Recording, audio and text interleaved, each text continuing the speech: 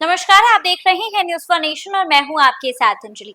एक तरफ बिहार का विधानसभा चुनाव इस साल के अंत में होने वाला है, वहीं दूसरी तरफ आपको बता दें कि सभी पार्टियां अपनी सरकार बनाने के पूरे प्रयास में हैं। वहीं दूसरी तरफ अगर बात करें तो केंद्रीय मंत्री चिराग पासवान से जब ये सवाल पूछा गया सीटों को लेकर, तो उन्होंने कभी ना तो कभी हाँ तो कभी ना तो कभी ना सीट शेयरिंग को लेकर उन्होंने जो जवाब दिया, ना ही वो हाँ की श्रेणी में आता है और ना ही वो ना की श्रेणी में आता है। चिराग पासवान ने कहा कि लोकसभा चुनाव के दौरान भी विपक्षी दल कहते थे कि एनडीए में सीटों का बंटवारा कैसे होगा, लेकिन हमारे यहाँ बिना किसी विवाद के सीटों का बंटवारा हो चुका है। विपक्ष में ही इसे लेकर हंगामा देखने को मिल रहा है। आपको बता दें कि बिहार विधानसभा चुनाव को लेकर तैयारी जो है वो जोरों शोरों पर है।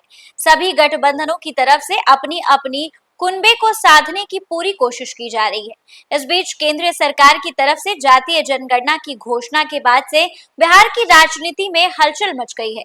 लोजपा रामविलास के नेता चिराग पासवान ने पत्रकारों से बातचीत के दौरान ये खुलेआम तमाम मुद्दों पर जवाब देते हुए कहा है कि सीटों के बारे में हमारा फैसला हो चुका है। विपक्षी दलों में ही सीट बंटवारे को लेकर हलचल देखने को मिल रही है। हालांकि जब उनसे यह सवाल पूछा गया कि उनकी पार्टी को कितनी सीटें विधानसभा में मिलने वाली हैं, तो उन्होंने हाँ तो कभी ना इस बात पर ही नरेंद्र मोदी का नाम ले दिया। इसके साथ ही चिराग पासवान से जब पूछा गया कि क्या आपकी पार्टी का दावा 45 से 40 सीटों पर होगा, तो उन्होंने जवाब में सीधे कहा कि मुझे इस बारे में नहीं पता है, इसके बारे में क्लियर अभी हम आपको नहीं बता सकते हैं।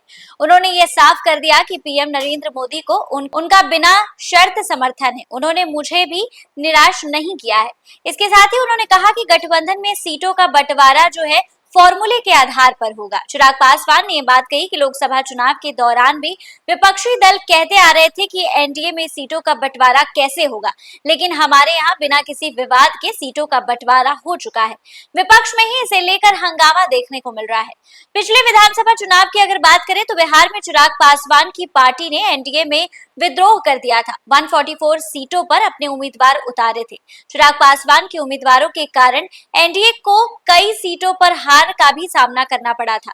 अगर जदयू की बात करें तो जदयू ने चिराग पासवान पर गठबंधन धर्म का पालन नहीं करने का आरोप भी लगाया था। चिराग पासवान और नीतीश कुमार के रिश्ते लंबे समय तक खराब रहे थे। बिहार का विधानसभा चुनाव इस साल के अंत में होने वाला है और आपको बता दें चिराग पासवान से बातचीत के दौरान जब सीट शेयरिंग का मुद्दा छेड़ा गया तो चिराग पासवान ने यह बात कही कि सभी लोग कह रहे थे कि एनडीए में सीट बंटवारा नहीं हो पाएगा, लेकिन आपको बता दें कि हमारे बीच जो सीट बंटवारा है वो अच्छी तरीके से हो चुका है।